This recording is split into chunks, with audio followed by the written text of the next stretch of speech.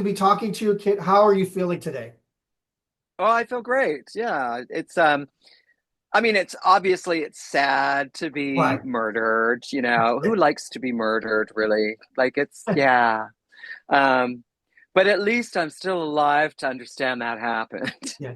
Now you saw when you were handed the news. I mean, a little bit of emotion like kind of crept in there. Was it the surprise? Was it what were you feeling at the time? Because again, as we see throughout the season and different versions. I mean, it is a sudden kind of thing. I was really, really disappointed. I think I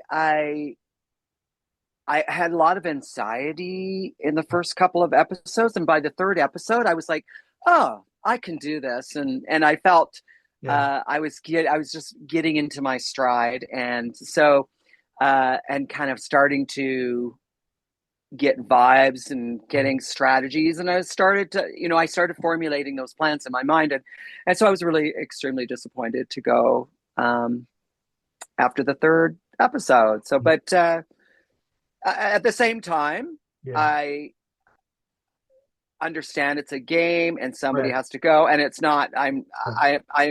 I'll be disappointed, and then I'll accept it and move on, and that's the way it is, right? So, Right. yeah, Now, obviously you've competed before in reality show competitions. I'm the sense that I get is traders moves at a very quick, rapid pace. Is that what you felt like when you were dropped into the game? yeah, yes, it does. They do a lot, Yeah. and it happens really fast in comparison to all I know is my experience is being on Canada's Drag Race. Right, right, Um, and that was, I mean, that was a challenge as well, but in a right. different way. I Yeah. felt that the in some aspects, I felt it's a little more relaxed traders, but at the same, like not from the production point of view, but Right. uh, because I'm not worried about having the hottest drag costume and being able to do a backflip, and you Right, know what I right. mean. So it's good, you know, and Yeah. not being and when I was on there, I was 57, so I was the oldest Right. on Drag Race. So not being the oldest, because I think Kara was a little older than me on this show, so Right. it was like, oh, the pressure was off. But it's fast. Yeah, Yeah, they yeah. move pretty fast. There's a lot to get in that filming period. So, and they want Now, to get as much as they can. well, yeah. And Yeah. as we know the game, I mean, it's heavily weighted in the favor of the traders in that the faithful really have to look for clues. They really have to look for slip ups to really nail them. Hmm. Were you surprised to find out who the traders were and who were you on to when you were playing? I okay. So first off, I I was really disappointed that Kevin was a traitor, only Right. because I really liked Kevin, and I thought, and I thought if he was a traitor, that he liked me and he would keep me, Right. right? Because I'd be like, a faithful, Like supporting him. Omar's So I strategy. was a little, yeah. No, my strategy was to go in on the down low, kind of like Right. low key, and not because drag queens kind of have a reputation of being such a big target, right? Right. Right. Like so I wanted to kind of take that from day one and then take it down. And Right. in retrospect, I'm like, damn, I should have just like gone for it. But I thought I was so surprised that Coco Right. was a traitor, and because I just she was a little larger than life and Right. whatever, but I thought Right. that was just part of her personality, and Personally. I accepted it. Like I thought, oh no, like but now, and I think it is, and even as a faithful, she would have been the same, I think. Right. Right. Right. Right. Right, I think she would have been like just larger than life as well. Yeah. uh yeah. I thought that Natalie, Oh. only because she was a couple away from me on the first round table there, Right. and Right. remember when we did the flip. Yes. So yeah, like that, which was totally different. Yeah. Like they've never done that kind of thing before. This is such an like they've done such a good job. Right. This season and this French, like they've done a great job. Like people are watching, I'm like, this is really good production value.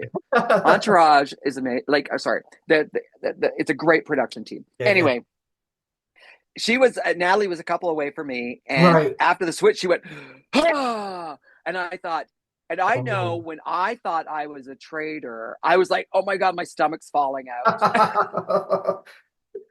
My water just broke all over the floor. Or something like that was happening. I was like, oh my God, what have I done? I'm going to be Yeah. like, I can't do this. I can't do this. What am I? Breathe, breathe. You're going to give it away. You're going to give it away. Yeah, They're going to yeah. know. They're going to know. They're going to know. They'll never know. They're going to know. So when she made that big sound, I thought, he's a traitor. Uh, well, suspicion. Right. And the other one I thought was Meredith, which, okay, so I really had a connection with Meredith. Right. I adored Meredith. There was something about Meredith. I was just like, oh my God, I love Meredith. Yeah. And it's funny because even then I found out about Meredith and Right. Chala, right? And Right. I had put Chala's name up. So I was like, oh God, now I feel really bad. I'm sorry, Meredith. I'm sorry. And I've met Meredith and Chala since then, and Right. it's all Did, fine. They came to one of my shows. did you have any idea that they were married, that they were a married couple on the show? No, Any no, because signs? Meredith was supposed to be straight, right? Remember Right. that, or pansexual, or whatever. But Right. Right. she was married to a man, Right. and so apparently, but I obviously my radar knew she was from the queer family, and she was one of us. Yeah. So yeah, that's why I bonded with her. So, Well, anyways, but I thought Meredith was a traitor, and that I'm going to stick to Meredith like glue, and she'll take me right to the very end. Damn, now, that was a bad strategy. now you've been able to watch everything back. The things you didn't see because you weren't party to them. What has surprised you the most watching it back? Um, I I thought I was louder than I was. I'm like, I'm so quiet. The hell? I was going to ask. No, okay. So, watching it back, all the things that you think you would have done, you should have done.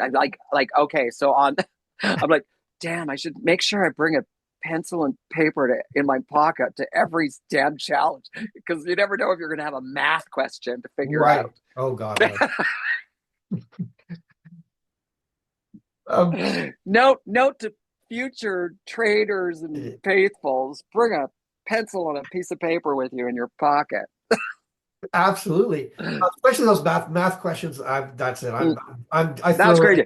I throw the That was towel. crazy. I did get the first part. I got the Right. first part, like that the square root of 14,400 or whatever, which was 120, and I knew that right away. So I said, because we each were supposed to do a part. Anyways, there's a Yeah. lot that anyway. Now we It's fun. saw a lot of Jeff there. We only saw a peek at Kit. Was that part of your thing going in? Was that intentional on your part to Well, I guess I kind of was following along with tradition. So right, usually when the drag, and the other thing is, okay, so first off, it's tradition that the first episode you see the drag, and right, then after that, but you have to remember it takes me 3 hours to get ready. right, Like right, even quick drag, which right. you never, and the other thing is when you're over painting and there's different lighting situations, you can't Oh, control that. right. It can look pretty scary. And by the end of and these are long days. So by Right, the end of the day, my beard's right. coming out, and like it's and then you're sweating and you're running, and no, that it's not. Yeah, no, Right. no, no, no, no. It's bad enough having to do day drag. It's like you would need your own team there. That's totally it. You would need like in Canada's Drag Race, we have Queen Care, right? Like Oh, that look right, after, like help right, us. I mean, you do most of it yourself, but there's right, always like somebody to, like if you can't, do this up, or you need to change your shoes, they run and grab different shoes, or right, right, right. things like that, and you can't do that on Traders. So you Yeah, need you're to not, be a yeah, little you're not more gonna get none of that. self-sufficient. Yeah, yeah. So Now, obviously, we saw Kevin say before he murdered you, he's like, I would love to hang out with him. Did you form yeah. a good relationship there? Were you happy to see that? Oh yeah, Kevin is. Yeah, I did. Like I just actually just like before we whatever we I was just texting with Kevin. Right. Yeah, no, Kevin is uh quirky, he's different. I really, but genuine, Yeah. like that, like he actually is very genuine. And I think he just leans into his, um, like he's just very calm. And Right. he was kind of like a calming influence on me, I think. And I enjoyed chatting with him in the Right. house, in the manor. Yeah. Yeah.